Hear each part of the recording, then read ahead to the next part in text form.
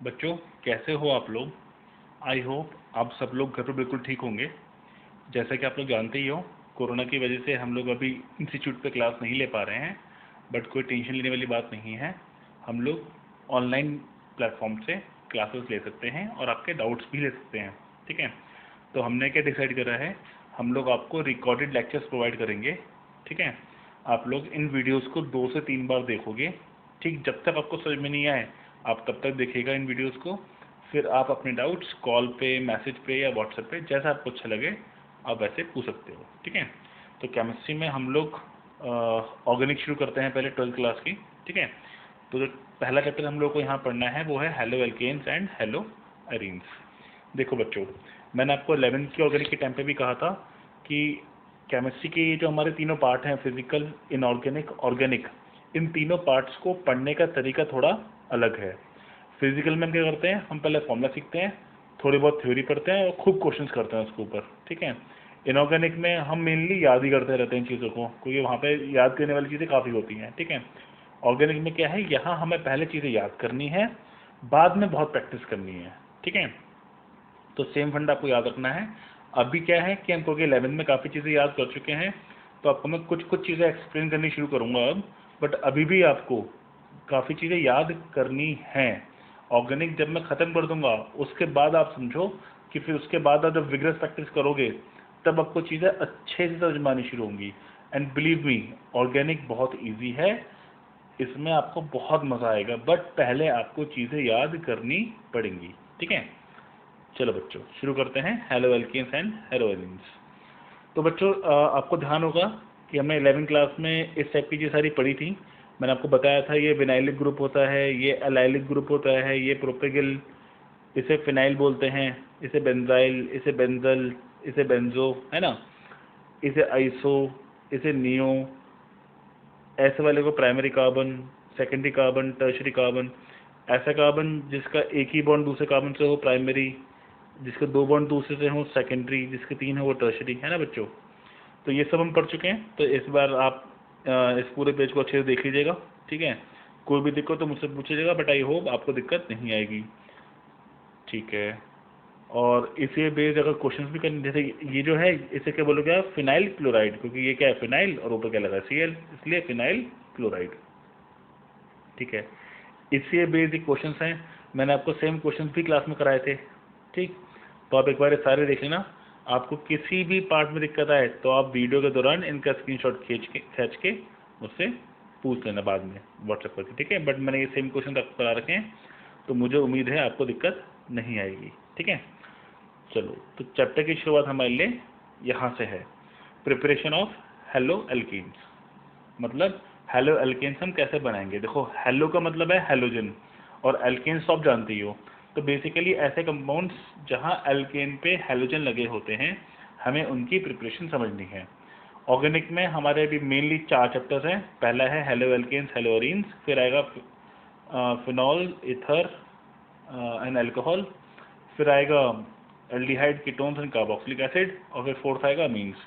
हर chapter में हमें पहले जो कंपाउंड्स स्पेसिफाइड हैं चैप्टर के नाम में, पहले उनकी प्रिपरेशन पढ़नी है, फिर उनकी प्रॉपर्टीज़ पढ़नी होगी और फिर छोटी मोटी रिएक्शंस पढ़नी होगी। ठीक है, तो वही बात है, इस चैप्टर का नाम क्या है, हेलो एल्केन्स, तो पहले हेलो एल्केन्स की प्रिपरेशन पढ़नी है, यानी कैसे बनाया जाएगा। तो पहला प्रिपरेशन का तरीका है फ्रॉम अल्कोहल्स। कैसे, किसी भी अल्कोहल की आप PCl5, PCl3 या SOCl2 या HX के साथ रिएक्शन करा दो तो आपको क्या मिल जाएगा, हेलो एल्केन। ठीक है, आपको ये बात यहाँ ध्यान रखनी है कि इन सब की जब आप रिएक्शन कराओगे अल्कोहल के साथ, तो टर्शरी अल्कोहल की रिएक्शन सबसे तेज़ी से होगी, वो सबसे ज़्यादा रिएक्ट करेगा, फिर सेकेंडरी, फिर प्राइमरी। मतलब ऐसा अल्कोहल जिसमें OH ऐसे कार्बन से लगा है जिस कार्बन के 3 बॉन्ड दूसरे कार्बन से हैं, तो वो अल्कोहल ज़्यादा रिएक्टिव होगा। ठीक है, as compared to secondary, as compared to primary. ठीक है बच्चों, तो अगर PCl5 से बात की जाए कि PCl5 से हम हेलो एल्केन्स कैसे बनाएंगे, तो बहुत सिंपल है। आप किसी भी एलिफेटिक अल्कोहल, मतलब OH जो लगा है वो ऐसे कार्बन से हो जो कि एरोमेटिक ना हो। ठीक है, तो अब एलिफेटिक अल्कोहल को PCl5 से रिएक्ट कराओगे तो OH की जगह क्या रहेगा Cl, PCl5 का क्या बन जाएगा POCl3 और साथ में HCl। ये साइड प्रोडक्ट्स हैं। ऑर्गेनिक में साइड प्रोडक्ट्स इतने मैटर नहीं करते आपको, बट फिर भी आपको याद तो करना ही है। हाँ, मेन चीज़ क्या है हमारा कि हमारा OH की जगह क्या रहेगा Cl। तो सिंपल सी बात है, किसी भी अल्कोहल पे, एलिफेटिक अल्कोहल पे आप PCl5 डाल दो, OH की जगह क्या रहेगा Cl। ठीक है, एग्जाम्पल के तौर पे आप ये दो रिएक्शंस देख सकते हो। ठीक है बच्चों, चलो आगे बढ़ते हैं। ठीक है, देखो यहाँ देखो, यहाँ भी एरोमेटिक रिंग तो हमने लगाई है, बट जो OH जो है वो किस पे है, वो एक एलिफेटिक कार्बन पे है। ये कार्बन तो रिंग का पार्ट है नहीं, है ना। तो यहाँ भी अगर हम लोग PCl5 डालेंगे तो OH की जगह क्या रहेगा Cl। ठीक, तो हमने OH की जगह Cl आना सीख लिया, बस उस पर क्या डाल देना है PCl5। ठीक है बच्चों। हाँ, एक बात ये भी समझो, PCl5 can react with phenol but yield of chlorobenzene will be very low. मतलब अगर OH जो है वो एलिफेटिक कार्बन पे ना लग के एरोमेटिक पे भी लगा हुआ है, OH जहाँ लगा है वो रिंग एरोमेटिक है, तो उस केस में OH की जगह Cl तो आएगा, ऐसा होगा, बट यील्ड बहुत कम आएगी। मतलब अगर 10 मोल लूँगा मैं फिनॉल के, अगर इसके 10 मोल लिए होंगे तो इसके शायद 0.1 या 0.01 मोल ही बने, मतलब कन्वर्जन अच्छा ना हो, ऐसा पॉसिबल है। तो हमें क्या करना है, हमें अल्कोहल से हेलो एल्कीन्स बनाने के लिए एलिफेटिक अल्कोहल ही यूज़ करने हैं, एरोमेटिक यूज़ नहीं करने हैं, क्योंकि इस केस में यील्ड क्या आएगी कम। मोरोवर साइड प्रोडक्ट के तौर पे हमें क्या मिल जाएगा ट्राइफिनाइल फॉस्फेट। इसका स्ट्रक्चर कैसा होगा, ऐसा, फॉस्फोरस पे डबल बॉन्ड O होगा और O पे फिनाइल रिंग OPH, यहाँ भी O पे फिनाइल रिंग, यहाँ भी O पे फिनाइल रिंग। ठीक है बच्चों, तो ये चीज़ हमें कुछ खास याद नहीं रखनी है, बट हाँ ये याद जरूर रखना है कि अल्कोहल हमारा कैसे होना चाहिए एलिफेटिक। एरोमेटिक होगा तो यील्ड क्या आएगी कम। ट्राइफिनाइल फॉस्फेट क्या बनेगा हमारा मेजर प्रोडक्ट। ठीक, हाँ, अगर ये एक्स्ट्रा बात है आप लोगों के लिए कि अगर किसी कार्बोक्सिलिक एसिड के साथ हम रिएक्शन करा दें PCl5 की, तो क्या बन जाएगा COCl। इसे बोलते हैं एसाइल क्लोराइड। एसाइल क्लोराइड भी बोलते हैं और एसिड क्लोराइड भी बोलते हैं, दो नाम इसके, एसाइल क्लोराइड या एसिड क्लोराइड। मतलब एलिफेटिक OH की जगह Cl लगा देगा, एरोमेटिक की OH की जगह Cl तो लाएगा बट यील्ड बहुत कम आएगी, और कार्बोक्सिलिक की जगह भी, कार्बोक्सिलिक के केस में भी उसका OH हटा के Cl लगा देगा उसके ऊपर। ठीक है, तो ये तो काम हो गया हमारे PCl5 का। बात करते हैं PCl3 की। अगर अल्कोहल पे PCl3 डाल दें तो वो भी क्या होगा, OH की जगह क्या रहेगा Cl, बस अब की बार साइड प्रोडक्ट क्या बनेगा H3PO3। तो ये भी सेम है, वही एलिफेटिक OH की जगह क्या लगा देगा Cl। ये एरोमेटिक से रिएक्ट करता ही नहीं है। वहाँ क्या था, PCl5 के साथ यील्ड कम थी, और बट PCl3 एरोमेटिक के साथ रिएक्ट करेगा ही नहीं। और अगर इसकी कार्बोक्सिलिक एसिड रिएक्शन की बात की जाए, तो अगर किसी कार्बोक्सिलिक एसिड पे PCl3 डाल दें हम लोग, तो OH की जगह क्या रहेगा Cl। ठीक है, ओके। वैसे आपने एक बात ध्यान दी होगी कि PCl3 हम लोग जनरली बनाते हैं रेड फॉस्फोरस की रिएक्शन करा के Cl2 के साथ। अगर रेड फॉस्फोरस के साथ Cl2 की रिएक्शन करा दें तो क्या बन जाता है PCl3। रेड फॉस्फोरस का मतलब क्या है, फॉस्फोरस की बहुत सारी एलोट्रोपिक फॉर्म है, जैसे कार्बन की होती है ना, डायमंड, ग्रेफाइट, बकमिस्टर फुलरीन, ऐसे ही फॉस्फोरस की बहुत सारी एलोट्रोपिक फॉर्म है, white phosphorus, red phosphorus, black phosphorus. तो हमें कौन सी वाली फॉस्फोरस लेनी है, रेड वाली। अगर रेड वाली फॉस्फोरस के साथ क्लोरीन को मिक्स कर देंगे तो क्या बन जाएगा PCl3। तो हम नॉर्मली क्या बोलते हैं कि PCl3 यूज़ कर लो या red phosphorus plus Cl2 use कर लो, बात एक ही है। दोनों ही केस में OH की जगह क्या रहेगा Cl। लेकिन कार्बोक्सिलिक केस में अंतर है, अगर आपने PCl3 यूज़ करा है तो OH की जगह क्या आएगा Cl, बट आपने अगर red phosphorus plus Cl2 use करा है तो क्या होगा, कार्बोक्सिलिक ग्रुप के अल्फा पोजीशन पे जो H लगा था वो हट के क्या रहेगा Cl। ठीक, ऐसे ही दोबारा डाल दोगे तो दूसरा H हट के भी क्या रहेगा Cl। तो PCl3 का काम क्या है, एलिफेटिक OH हटा के Cl लगाता है, एरोमेटिक से रिएक्ट नहीं करता। कार्बोक्सिलिक के केस में रेड फॉस्फोरस प्लस Cl2 लेंगे तो एल्डोनर पोजीशन पे क्या रहेगा, H हट के Cl, और अगर सिर्फ PCl3 लेंगे तो कार्बोक्सिलिक एसिड का OH हट के क्या आएगा, Cl। ठीक है बच्चों, ये बात याद रखना। और ये वाली रिएक्शन जो है ये कहलाती है हेल-वोल्हार्ड-ज़ेलिंस्की रिएक्शन, HVZ रिएक्शन। इस रिएक्शन का नाम मैंने नेक्स्ट पेज में लिखा है। ठीक है, this reaction is known as HVZ reaction, Hell Volhard Zelinsky reaction. ठीक है बच्चों, चलो एक बात ध्यान रखना, in the above reaction some amount of acyl chloride is also form. ठीक है, जब आप HVZ रिएक्शन कराओगे ना, जब आप रेड प्लस Cl2 लोगे तो थोड़ा बहुत OH हट के Cl भी आएगा। ठीक है, तो हमने अल्कोहल से हेलो एल्कीन्स बनाना सीखा, PCl5 के साथ भी और PCl3 के साथ भी। अब बात करते हैं SOCl2 की, इसे बोलते हैं थायोनिल क्लोराइड। ठीक है, थायोनिल क्लोराइड। तो किसी भी एलिफेटिक एल्कोहल पे SOCl2 डाल दो, थायोनिल क्लोराइड हीट कर दो, क्या बन जाएगा, OH की जगह Cl, SO2 निकल जाएगी, HCl निकल जाएगी। इस रिएक्शन में क्या होता है, क्योंकि ये दोनों हमारे साइड प्रोडक्ट्स क्या हैं, गैस, SO2 भी गैस है, HCl भी गैस के फॉर्म में बाहर निकल जाता है। ठीक है, ये दोनों ही गैस हैं, तो इन दोनों के बाहर निकलने की वजह से ये तो एस्केप हो जाएंगे, तो हमारा इक्विलिब्रियम फॉरवर्ड शिफ्ट हो जाएगा। इसलिए हम ये कहते हैं कि अल्काइल हैलाइड्स बनाने के लिए या हेलो एल्केन्स बनाने के लिए ये प्रोसेस क्या है सबसे अच्छा। इस केस में ईल्ड क्या आएगी, सबसे ज़्यादा, क्योंकि प्रोडक्ट एस्केप हो जाएंगे, तो ली चैटेलियर प्रिंसिपल के हिसाब से रिएक्शन का शिफ्ट हो जाएंगी फॉरवर्ड।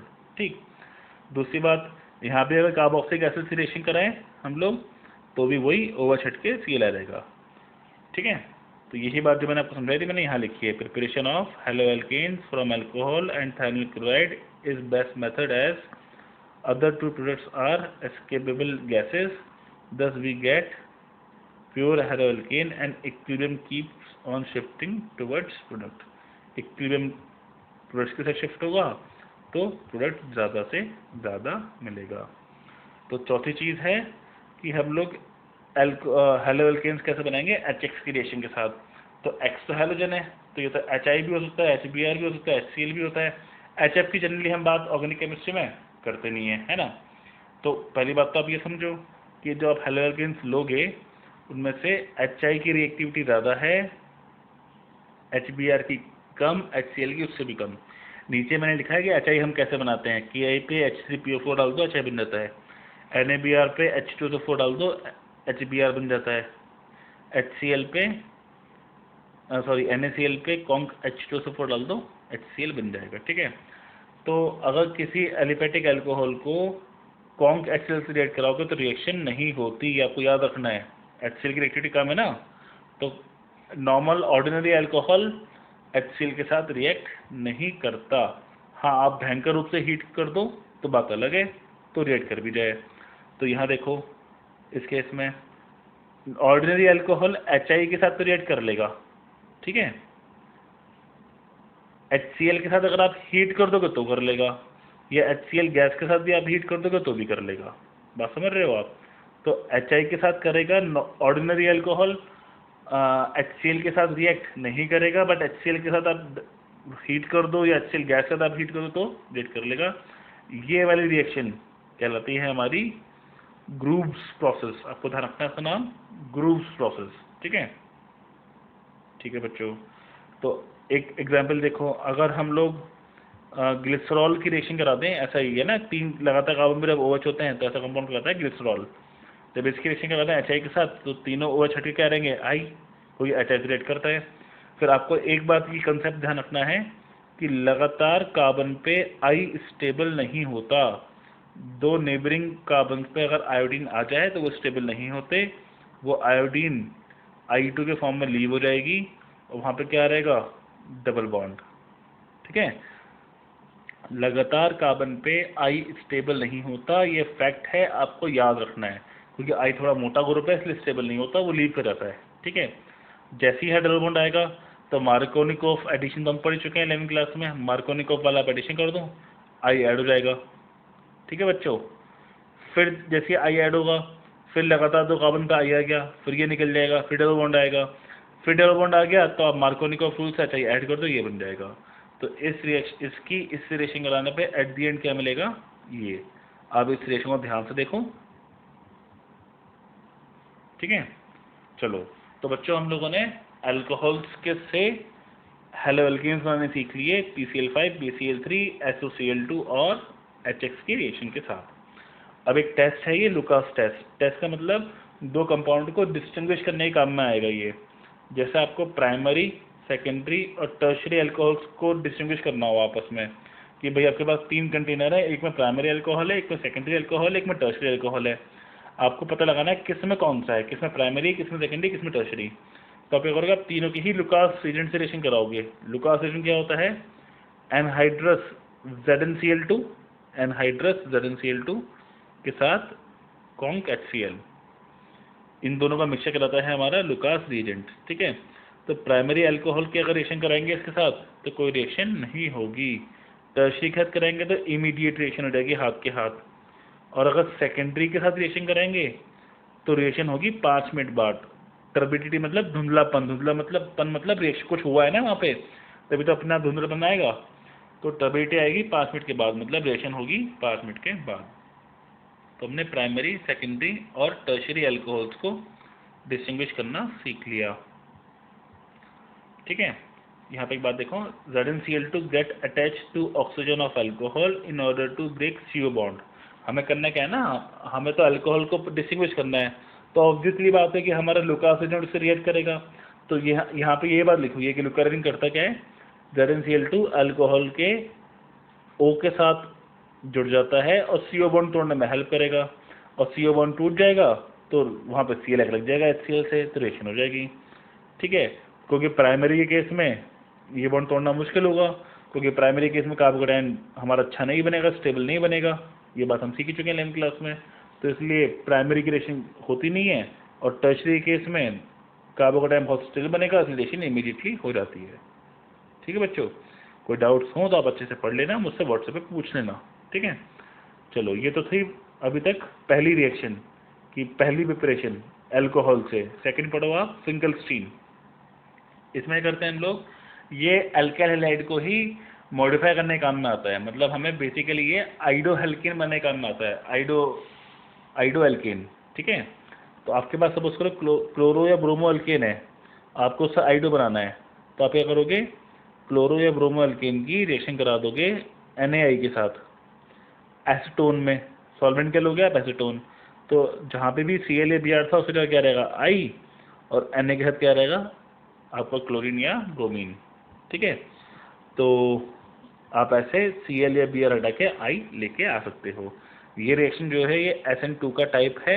SN1 SN2 रिएक्शन हम लोग अभी आने वाले टाइम में तीसरे चौथे लेक्चर में पढ़ेंगे, ठीक है। तो इसकी डिटेल में आपको अभी नहीं बता रहा हूँ, ये हम आने वाले लेक्चर में पढ़ेंगे। तो अगली बात क्या सीखी आप लोगों ने, कि आपको अगर क्लोरो या ब्रोमो की जगह आयोडीन लेके आना हो तो आप RX की रिएक्शन करा दोगे NaI के साथ एसीटोन में। एसीटोन की यूज़ कर रहे हैं क्योंकि एसीटोन में NaX सॉल्युबल नहीं होता, तो इस वजह से रिएक्शन बैकवर्ड नहीं जाएगी।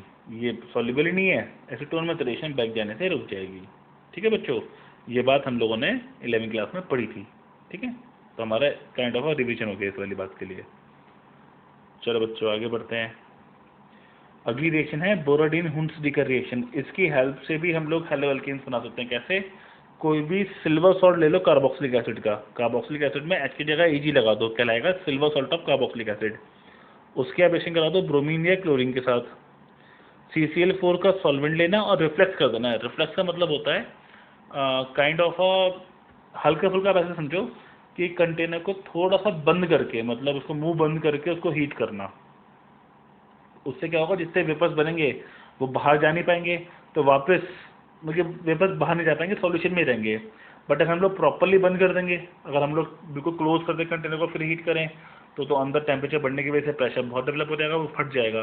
तो हम करते क्या है, हल्का सा प्रेशर रिलीज करने के लिए उसका ओपनिंग को थोड़ा नैरो कर देते हैं, ठीक, जिससे हल्के से प्रेशर डेवलप ना हो, बट मैक्सिमम वेपर जिससे अंदर ही रहें, बाहर ना जाएं, इसलिए हम लोग उसे नैरो कर लेते हैं। तो पॉइंट बस ये है रिफ्लक्स का मतलब ये होता है हीटिंग ऐसे करना जिससे वेपर्स बाहर ना जा पाए, ठीक है।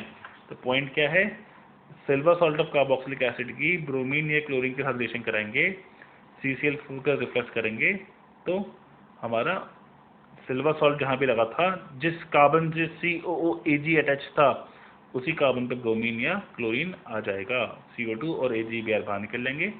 आपको ये बात याद रखनी है, ठीक है।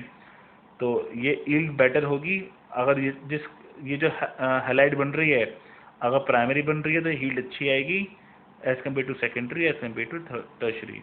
मतलब जिस कार्बन पे COAg लगा है, अगर उस कार्बन से कोई और एक ही कार्बन अटैच था तो इसकी यील्ड अच्छी आएगी, ठीक है। मैकेनिज्म अगर आप देखना चाहो तो सिल्वर सॉल्ट है, O पे नेगेटिव होगा, ये ब्रोमीन पे अटैक करेगा, ठीक है। यहाँ से ब्रोमीन इलेक्ट्रॉन लेके बाहर निकल जाएगा, तो ये क्या बन जाएगा, OBr। यहाँ पे होमोलिटिक फ्यूजन होगा, ये क्या बनेगा, रेडिकल। और फिर ये रेडिकल, यहाँ पे भी होमोलिटिक फ्यूजन होगा उस जगह पे, ठीक है। तो ये Br रेडिकल C पे R पे लग जाएगा और CO2 निकल जाएगा। ये मैकेनिज्म हमें याद नहीं करना है, आपकी इच्छा हो तो आप देख लेना, बट हमें याद नहीं करना है, ठीक है। ओके, तो ये एग्जाम्पल है, आप देख लेना, ठीक है, सिंपल है एकदम, ठीक है बच्चों। आगे बढ़ते हैं, आप लोग देख लो आराम से, हम आगे बढ़ते हैं। अच्छा, एक बात ध्यान देने की है कि अगर हम लोग Cl2 या Br2 की जगह आयोडीन यूज़ करते हैं अगर, तो रिएक्शन बदल जाती, और रिएक्शन का नाम हो रहा था बिरबॉन साइमोनिनी रिएक्शन। पहला नाम क्या था, बोरोडीन हुंसदिकर रिएक्शन, अब क्या नाम हो जाएगा, बिरबॉन साइमोनिनी, क्योंकि रिएक्शन बदल जाएगी। आयोडीन यूज़ करने पे क्या बनेगा, एस्टर, जो RCOAg के साथ silver salt of carboxylic acid के साथ अगर आयोडीन लोगे आप लोग तो क्या बन जाएगा, एस्टर। क्लोरीन ब्रोमीन के साथ हीट करोगे तो क्या बनेगा, हेलाइड, और अगर आयोडीन के साथ हीट करेंगे तो क्या बन जाएगा, एस्टर। बात क्लियर है बच्चों, ठीक है। हैलोजिनेशन ऑफ एल्केन्स, ये हम 11वीं क्लास में पढ़ चुके हैं। ये क्लोरीन के साथ लाइट डाल देंगे तो H हट के क्या रहेंगे, Cl, कुछ नया नहीं है हमारे लिए, है ना।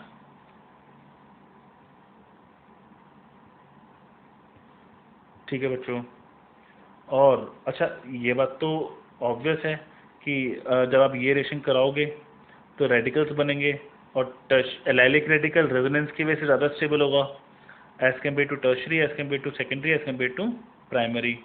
आपको ध्यान ना हो तो एक बार आप 11 के नोट्स जाकर देखना GOC के, मैंने आपको रेडिकल्स की और कार्बोकैटायंस की स्टेबिलिटी कंपेयर करना सिखाया था। एलाइलिक ज़्यादा स्टेबल है in general because of resonance, tertiary में डिपेंड करेगा अल्फा हाइड्रोजन कितने हैं। जनरली आप कह सकते हो कि हाँ एलाइलिक टर्शरी दोनों ही ज़्यादा स्टेबल हैं, और फिर टर्शरी से कम सेकेंडरी, सेकेंडरी से कम प्राइमरी, ठीक है। दूसरी बात, अब जो बात मैं बता रहा हूँ ये थोड़ी सी इंपॉर्टेंट है, ध्यान से समझना, ठीक है। जब भी आप लोग सब्स्टिट्यूशन रिएक्शन करोगे तो लाइट की बेंस में Cl2 या ब्रोमीन यूज़ करके, तो Cl अगर टर्शरी हाइड्रोजन को हटा रहा है तो सपोज करो उसकी क्षमता अगर इसको हटाने की 5 है, 5 की कुछ वैल्यू है, 5 की रेट से हटाता है, तो ये सेकेंडरी को हटाएगा 3.8 की रेट से, प्राइमरी को हटाएगा 1 की रेट से। मतलब ये ज़्यादा प्रेफर करेगा मैं स्पीड से कैसे हटाऊँ टर्शरी को। अगर 1 सेकंड में ये 5 टर्शरी हाइड्रोजन रिप्लेस कर रहा है तो ये 1 सेकंड में 3.8 सेकेंडरी हाइड्रोजन ही रिप्लेस करेगा, और ये 1 सेकंड में 1 प्राइमरी हाइड्रोजन ही रिप्लेस करेगा। सिमिलरली अगर ब्रोमीन की बात करें कि अगर ब्रोमीन हाइड्रोजन को रिप्लेस कर रहा है तो प्राइमरी अगर 1 सेकंड में 1 हो रहा है तो सेकेंडरी होंगे 82, टर्शरी होंगे 1600। मतलब ब्रोमीन टर्शरी को बहुत ज़्यादा रिप्लेस करता है as compared to primary, chlorine ज़्यादा रिप्लेस नहीं करता। आप बात समझ रहे हो, एक्चुअली ब्रोमीन बहुत ज़्यादा रिएक्टिव है, सॉरी क्लोरीन बहुत ज़्यादा रिएक्टिव है, और ब्रोमीन की रिएक्टिविटी लाइट के बेंस में क्या आती है, कम। इस बात को हम लोग बाद में समझेंगे, बट ये वैल्यूज़ आपको याद रखनी है, ठीक है बच्चों। ओके, आगे बढ़ते हैं। तो बच्चों ये पहला क्वेश्चन आप लोग एक बार ट्राई करना, आपसे समझ में ना आए तो मुझसे पूछना। वैसे करना कुछ नहीं है, वो आपसे ऐसा कंपाउंड पूछ रहा है जिसका मोनोक्लोरिनेशन करने पे एक ही प्रोडक्ट मिले, मतलब उस कंपाउंड में सारे हाइड्रोजन कैसे हो एक से। तो इसको अगर आप ऐसे बनाओगे ये तो अब लॉजिकली करना है आपको कि इस कंपाउंड को अगर आप ऐसे बनाओगे तभी सारे हाइड्रोजन कैसे आएंगे, एक से। किसी भी हाइड्रोजन को आप रिप्लेस कर दो Cl से, एक ही हाइड्रोजन करना रिप्लेस, कंपाउंड क्या बनेगा, सेम। ठीक है।